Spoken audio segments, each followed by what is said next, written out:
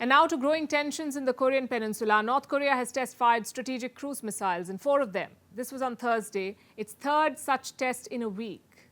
What are strategic cruise missiles? Essentially, these are North Korean long-range missiles that can carry nuclear warheads. And how have the US and South Korea responded? With more military drills of their own to simulate a response to a nuclear strike by Kim Jong-un.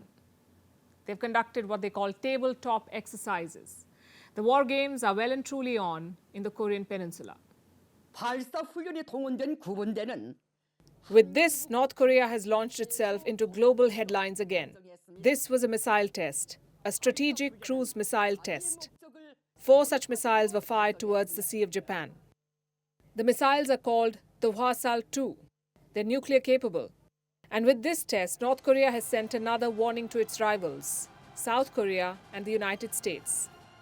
The drill clearly demonstrated once again the war posture of the Democratic People's Republic of Korea's nuclear combat force, bolstering up in every way its deadly nuclear counterattack capability against the hostile forces. A lot of adjectives and a clear warning. This is the third such test in a week. Just a few days back, North Korea had fired a pair of short-range missiles, along with another message to the US. This came from Kim Jong-un's sister, Kim Yo-jong. She said America should stop military drills with South Korea, else the Pacific Ocean would turn into North Korea's shooting range.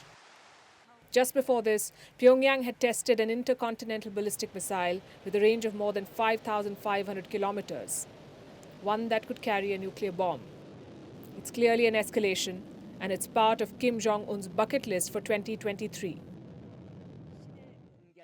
At the beginning of this year, he had vowed to boost his country's nuclear arsenal and build on the progress made last year. In 2022, North Korea hit a record. It launched at least 95 ballistic and other missiles, the highest ever for Pyongyang. In fact, reports say a record 23 missiles were tested in just 24 hours at one point.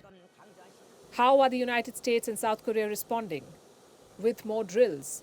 Washington held military drills with South Korea and Japan. It also conducted a tabletop drill with Seoul at the Pentagon on Wednesday. The 8th such drill in about a decade. What is a tabletop drill? Think of it like a brainstorming session. It's when key personnel from both sides get together, simulate their response to emergency situations, and see where they stand. In a statement, the Pentagon said this: given the Democratic People's Republic of Korea's recent aggressive nuclear policy and advancements in nuclear capabilities, the tabletop scenario focused on the possibility of Korea's use of nuclear weapons. On Thursday, both sides visited a submarine base in Georgia. The US Navy showed South Korean officials its nuclear-powered ballistic submarines. Reports say the aim was to assure South Korea of America's commitment to protect them in the event of an attack. Seoul sees North Korea's recent activities as a launch pad for a 7th nuclear test.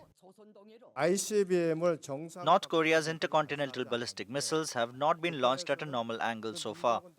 But the intelligence authority is seeing that North Korea has all the capabilities and seems to be preparing a timeline to boost the pressure effect on the United States.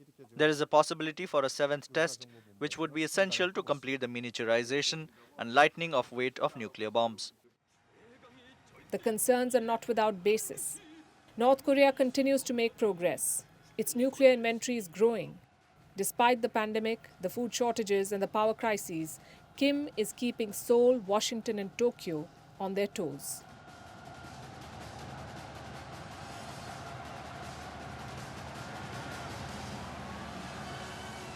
단순한 강철의 결합체가 아니라